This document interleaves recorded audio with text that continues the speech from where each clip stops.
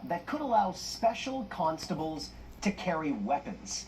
The change was not advertised by the government and is actually buried in the middle of an omnibus justice bill. I want to bring in Global's Isaac Callan, who's at Queen's Park now. Isaac, so it looks like the Solicitor General, Michael Kerzner, will actually have the authority to designate who gets those guns.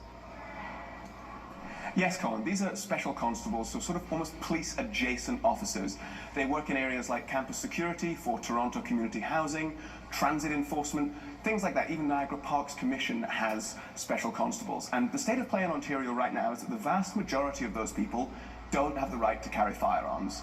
There's a couple of exceptions. The Niagara Parks Commission special constables can carry guns, and so can those who work with police forces in Ontario. But the rest of them carry either a baton or pepper spray. And that's something that's changing if this legislation that's currently before the House here at Queen's Park passes. What it will do is it will give Solicitor General Michael Kerzner the right to pass regulations that specify which special constables will be allowed to carry guns and add more of them. Because this is a regulation and legislation duo, all we know from the legislation is that that's coming. We don't know who might be getting the guns or why. So we asked the Solicitor General's office which groups he was planning to give firearms to in Ontario, and they didn't say. We asked, for example, if it was going to be existing special constables only who would be eligible for firearms, or if the Solicitor General might pick new groups altogether. His office also didn't answer that question, instead highlighting that special constables are well trained and telling us that these changes have been brought in or will be brought in consultation with law enforcement. But we spoke to one gun control lobby group who said that quite simply, more guns, even in the hands of trained officials, isn't a good thing. See more people just being issued handguns. My first instinct is why. Certainly we would never begrudge, as Danforth families or any of us would begrudge the police the kinds of resources they need to do their jobs. That's not what this is about. But I think when you're in the area of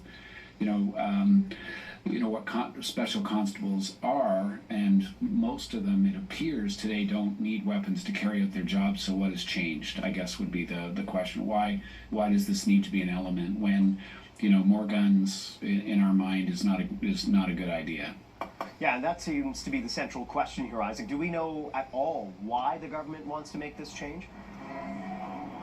Why really is the most curious part of this, the timing and the reasons, and it's something the government isn't answering.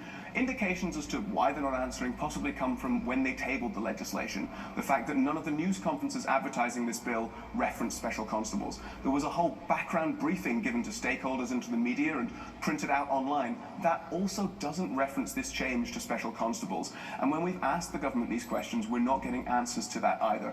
We specifically asked the government about timing and about whether any group had asked them for these changes, whether there was any group of special constables who wanted the right to carry firearms. That's another question, Colin, that Michael Kerzner's office isn't answering. Right, that's troubling. All right, Isaac Callan at Queen's Park, thanks for joining us. Thank you.